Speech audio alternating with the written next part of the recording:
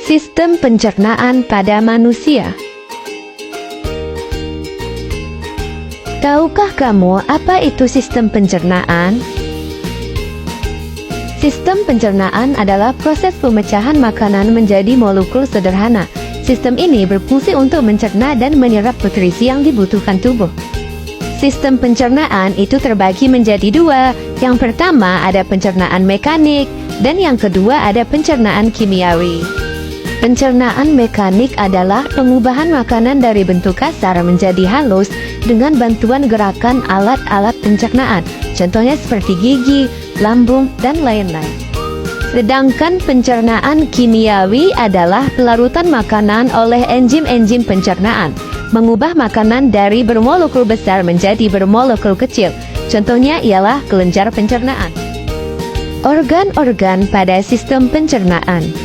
Yang pertama ada rongga mulut, kerongkongan, lambung, hati, kantong empedu, pankreas, usus halus, usus besar, rektum, dan anus. Sistem pencernaan terdiri dari saluran pencernaan dan kelenjar pencernaan.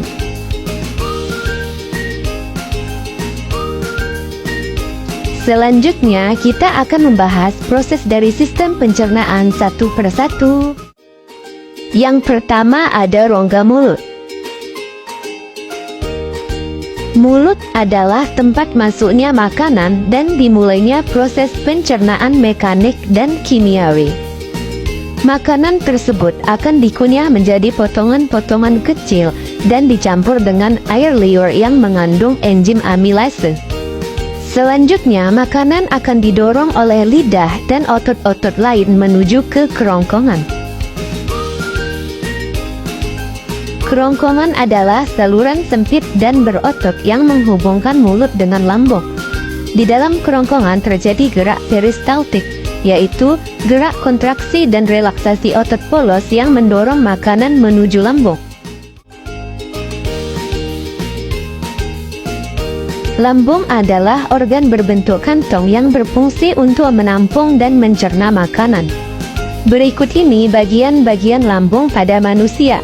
Yang pertama ada kardiak, yaitu bagian lambung yang berhubungan dengan esofagus. Yang kedua ada fundus, berbentuk seperti kubah, letaknya di atas badan lambung.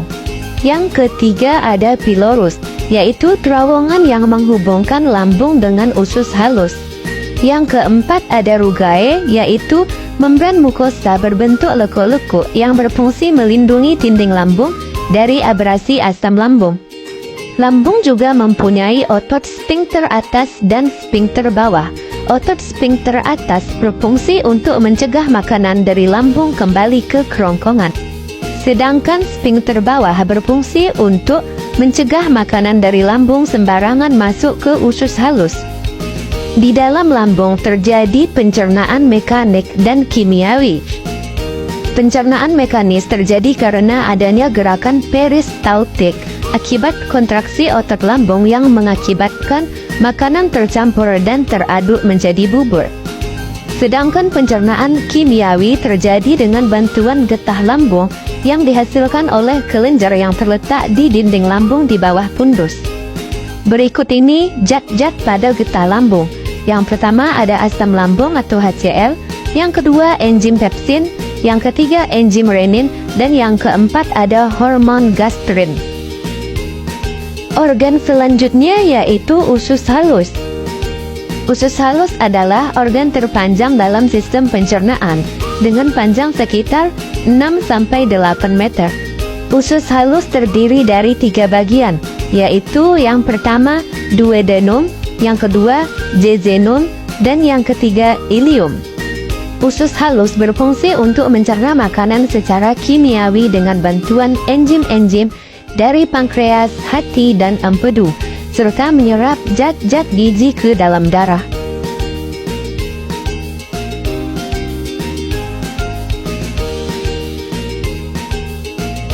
Selanjutnya usus besar atau kolon. Sisa makanan yang tidak tercerna dan tidak terserap oleh usus halus akan masuk ke usus besar. Usus besar terdiri dari 3 bagian, yaitu sekum, kolon, dan rektum.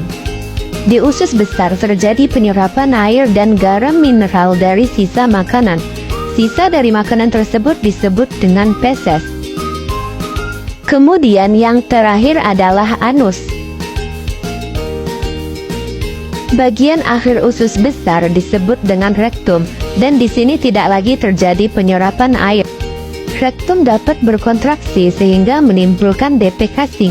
Defekasi adalah proses pengeluaran zat sisa pencernaan melalui anus. Kontraksi rektum dapat menyebabkan refleks gastrokolik yang dapat dilakukan secara sadar, dan otot pencernaan akan berkontraksi sehingga feses terdorong keluar. Nah, itu dia penjelasan mengenai sistem pencernaan. Selamat menyaksikan.